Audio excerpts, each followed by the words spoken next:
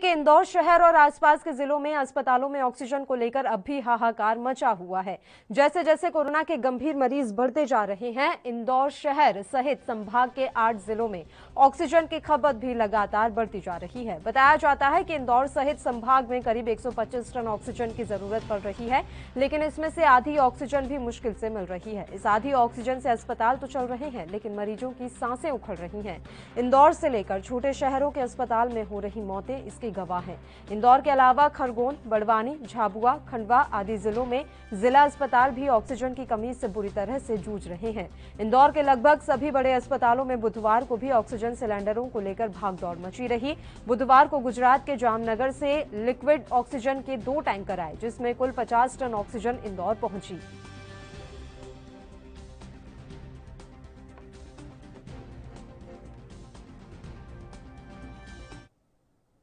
और इस खबर पर तमाम जानकारी देने के लिए इंदौर से हमारे संवाददाता गणेश तिवारी इस समय लाइव जुड़ गए हैं। गणेश, इंदौर की स्थिति हम आपसे जानना चाहेंगे। ऑक्सीजन को लेकर फिलहाल क्या कुछ व्यवस्थाएं वहां पर नजर आ रही हैं?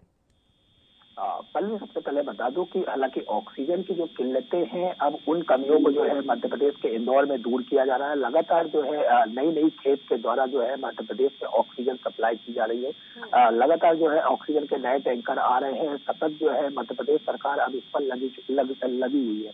क्योंकि इसके पहले भी मध्य प्रदेश में अगर बात करें, इंदौर की बात करें, तो ऑक्सीजन की बहुत सारी कमियां खली है, जहां पर कई मौतें भी हुई हैं। मध्य प्रदेश की अगर बात करें तो ऑक्सीजन की कमी की वजह से 50 से ज्यादा लोगों की जहां मौत हो चुकी है। ऐसे में निश्चित तौर पर सरकार को जो है जो प्रयास करने थे, हालांकि ये प्रयास पहले करने थे, लेकिन अब एक कदर जिस कदर लगातार मौतें हो रही हैं, लगातार कोरोना का संक्रमण बढ़ रहा है और ऑक्सीजन की कमी खल रही है, बेड की कमी खल रही है, उन कमियों को पूरा करने के लिए अब एक बार फिर सरकार जो है इस पर लगातार जो है कोशिश कर रही है। और इसी पर जो है प्रतिदिन अगर बात करें तो अब कैलाश विजयवर्गीय ने भी इस मोर्चे को संभाल लिया है। कैलाश विजयवर्गीय के नेतृत्व पे अब जो है प्रतिदिन जो है 50 से 60 टन जो है ऑक्सीजन की जो खेप है वो मध्य प्रदेश से इंदौर में आएगी।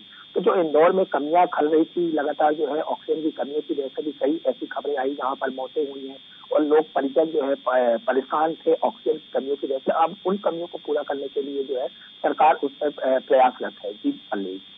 और गणेश, जानकारी तो ये भी मिल रही है कि जितनी ऑक्सीजन की जरूरत है उससे आधी ही पहुंच पा रही है इंदौर में, और कई अस्पताल तो ऐसे हैं जिनके पास अब ज्यादा दिन का स्टॉक भी नहीं बचा हुआ है। ये जानकारी कितनी सही है?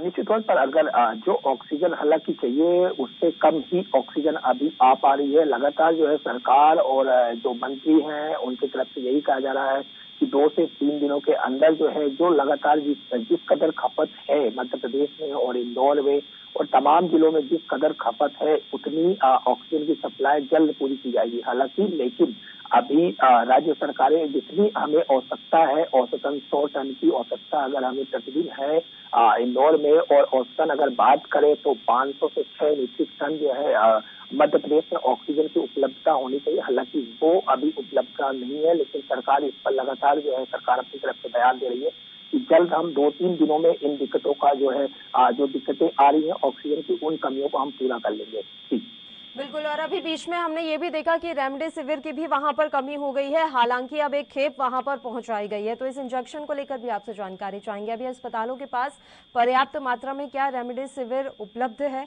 हालांकि एक बड़ी बात यह है गणेश, अभी हमने देखा कि कल 3 बड़े डॉक्टर्स एक साथ बैठे थे, उन्होंने वीडियो कॉन्फ्रेंसिंग से बात भी की और उन्होंने कहा है कि रेमडेसिविर कोई रामबाण इलाज नहीं है, इसको कोई जादू की छड़ी ना समझा जाए।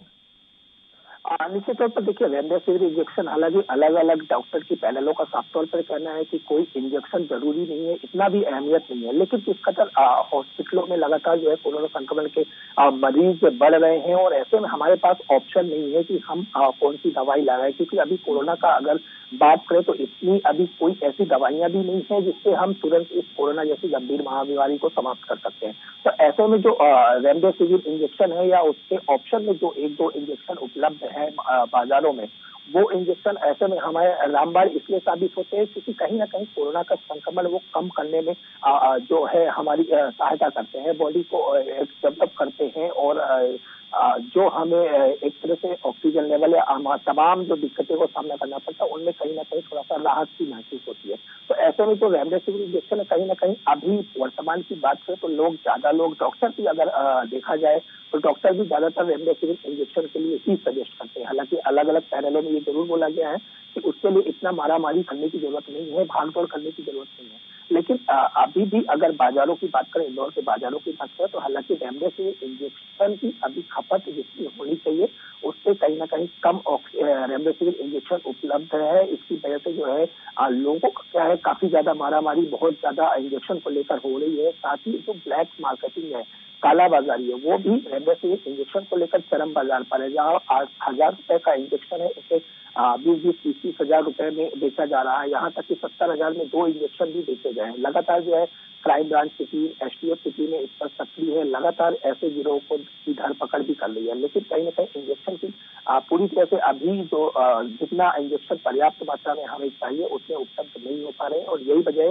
कि तमाम चाहे वो किसी हॉस्पिटल, प्राइवेट हॉस्पिटलों की बात करें या फिर होम आइसोलेट के जो लोग अभी भी होम आइसोलेट है, उनको भी कहीं ना कहीं इंजेक्शन की पूरी तरह से कमी खल रही है।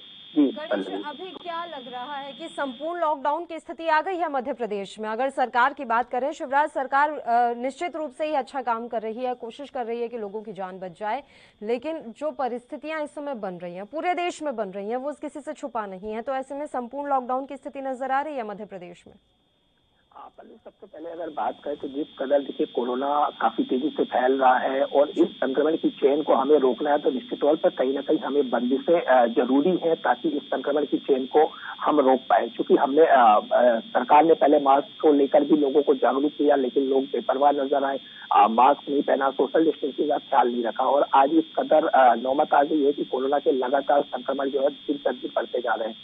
27% की दर से कोरोना संक्रमण लगातार मध्य प्रदेश में आ रहे हैं। 13,107 मामले मध्य प्रदेश में एक दिन में सामने आना, 75 लोगों की मौतें होना, तो लगातार संक्रमण जो है बढ़ता नजर आ रहा है और संक्रमण के मरीज भी बढ़ते नजर आ रहे हैं। तो उस संक्रमण की चेन को रोकना, तो हालांकि अभी मुख्यमंत्री शिवराज सिंह चौहान ने 30 अप्रैल तक यहाँ पर बंदिशें की है। कोरोना कर्फ्यू पूरे मध्य प्रदेश में लागू है, शादी ब्याह तमाम सारी चीजों पर पाबंदियां हैं, किसी तरह से कोई अनुमति नहीं दी जा रही। लेकिन अगर जिस कदर अभी भी कोरोना अगर 30 अप्रैल तक नहीं रुकता है, ये संक्रमण की चेन नहीं थमती है, लगातार इसी कदर आंकड़े बढ़ते रहेंगे, तो ये एक जरूर चीज है कि कहीं ना कहीं मध्य प्रदेश सरकार को लोगों की भलाई के लिए, जनता की भलाई के लिए इस संक्रमण की चेन को रोकने के लिए कहीं ना कहीं कड़े कदम उठाने पड़ सकते हैं और एक सख्त लॉकडाउन के लिए भी जाना पड़ सकता है। जी कल बिल्कुल, लॉकडाउन का रास्ता अपनाना पड़ सकता है अगर इसी तरीके से हालात बने रहे। अभी वैक्सीनेशन को लेकर हम आपसे जानकारी चाहेंगे। गणेश, मेरा आखिरी सवाल है, क्या सूबे में वैक्सीनेशन का कार्य सुचारू रूप से चल रहा है? और उससे भी अहम जानकारी ये, लोगों में विश्वास है वैक्सीनेशन को लेकर? क्या वो बाहर निकल रहे हैं कि हम जाते हैं और वैक्सीन लगवा लेते हैं जाकर? पल्लवी, जिस कदर हालांकि अभी कोरोना का संक्रमण काफी तेजी से बढ़ रहा है, तो लोगों के मन में जरूर डर बैठ गया है और ऐसे में ज्यादा लोग बाहर नहीं निकल रहे हैं। क्योंकि लॉकडाउन भी लगा है, कोरोना कर्फ्यू भी लगा है, तो लोगों के मन में, कई लोगों के मन में असमंजस रहता है कि कहीं पुलिस प्रशासन की तरफ से उन्हें मारा ना जाए या फिर कुछ भी ना किया जाए। हालांकि प्रशासन और सरकार का साफ तौर पर कहना है कि जो लोग भी वैक्सीनेशन कार्य के लिए जाएंगे उन्हें आधार कार्ड और प्रूफ दिखाकर वो वैक्सीनेशन सेंटर तक आराम से जा सकते हैं। क्योंकि वैक्सीनेशन सेंटर जो बनाए गए वो ज्यादा दूर नहीं बनाए गए, जिस क्षेत्र में रहते हैं वहीं आसपास की स्कूलों में या पंचायतों में या ब्लॉकों में किया गया है। तो अतः ज्यादा दूरी की वजह से ना होने की वजह से 200-500 मीटर के अंतराल में ही वैक्सीनेशन सेंटर लगभग इंदौर की बात करें तो हर जगह बनाए गए हैं। और अभी 1 मई से 18 साल के ऊपर वाले व्यक्तियों को भी वैक्सीनेशन लगाई जाएगी। तो ऐसे में सबसे अभी किसी चीज पे सबसे ज्यादा जोर दिया जा रहा है तो वो है वैक्सीनेशन पर। सरकार सबसे ज्यादा जोर दे रही है वैक्सीनेशन पे। हालांकि वैक्सीनेशन लगाने लोग ज्यादा जा रहे हैं, लेकिन जिस तरह संक्रमण बढ़ रहा है कहीं ना कहीं उनके मन में डर बैठ जाता है कि कहीं किसी व्यक्ति से मिलेंगे तो उन्हें भी संक्रमण का खतरा ना हो जाए। तो ऐसे में अब जो थोड़ा सा जो एक चेन थी, लगातार जो है वैक्सीनेशन को लेकर लोग ज्यादा जागरूक थे, काफी ज्यादा वैक्सीनेशन सेंटर पे पहुंच रहे थे।